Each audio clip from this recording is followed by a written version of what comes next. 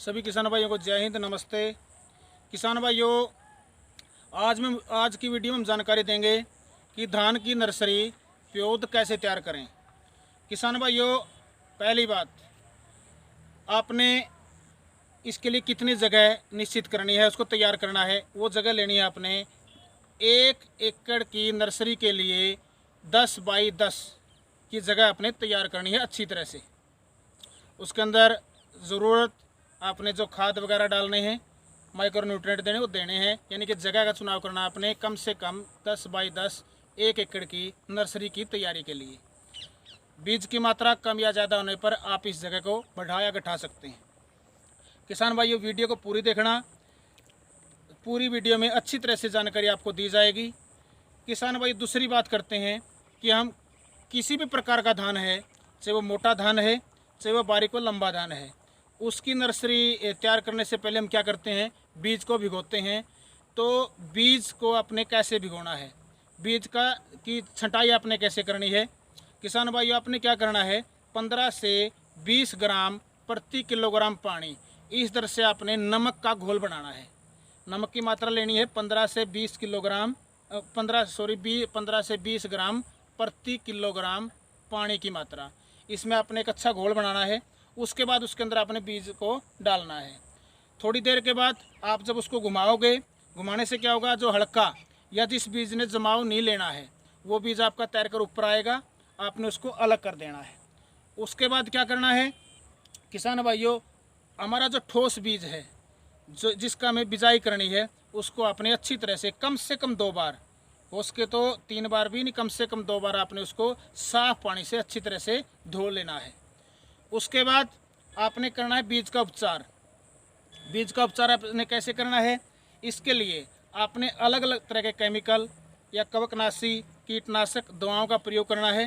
किसान भाइयों, बहुत सारे ऐसे केमिकल या टेक्निकल विभिन्न कंपनियों को आपको बाजार में मिलते हैं, तो आपने उनमें से अच्छे केमिकल का चुनाव करना है। जैसे कार्बेडिज्म 50%, इससे भी आप अपने धान के बीज का उपचार कर सकते हैं। इसमें क्या आता है, जैसे इंडोफिल कंपनी का जो कार्बेडिज्म 50% है वो बेनफिल नाम से आता है, उसका प्रयोग कर सकते हैं।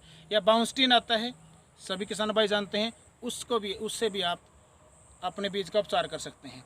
इसके साथ साथ और भी बहुत सारी कंपनियों के कवकनाशी फफूंदनाशक दवाएं आपको मार्केट में बाज़ार में मिलती हैं।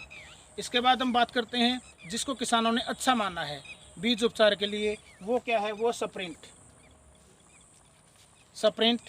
जो इंडोफिल कंपनी का ही है। इसके अंदर क्या है, जो कार्बेडिज्म की मात्रा है वो 25 और जो मैनकोजेब की मात्रा है वो 50%।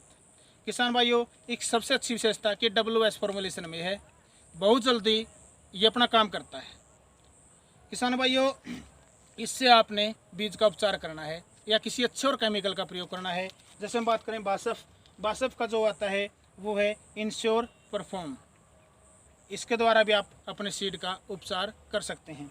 तो किसान भाइयों, मात्रा कितनी लेनी है, कार्बेडिज्म 50% आप किसी भी कंपनी का लेंगे, उसकी मात्रा भी आपने 2 से 3 ग्राम प्रति किलोग्राम बीज, या सप्रिंट की मात्रा लेते हैं कम से कम 3 ग्राम प्रति किलोग्राम बीज से आपने अपने बीज का उपचार करना है।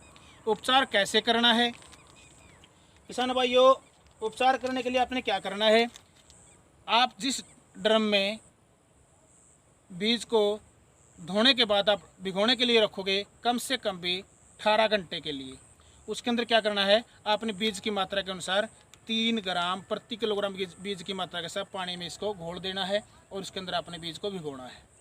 उसके बाद आप उसको बाहर निकाल लेंगे। बाहर निकालने के बाद किसी भी जूट का कपड़ा यानी कि बोरी के अंदर आप इसको रखोगे, जब तक वो हमारा बीज थोड़ा बहुत अंकुरण नहीं ले लेता, उसको अपने बोरी को गिल्ली रखना है तब तक। तो एक तो तरीका ये है, लेकिन किसान भाई ध्यान रखना है, जब आपने बीज को निकाला ड्रम से बाहर निकालने के बाद क्या हुआ, उसके अंदर जो पानी है जिसके अंदर सप्रिंट मिला हुआ है वो पानी बच जाता है, उसको आपने बेकार में नहीं गिराना है।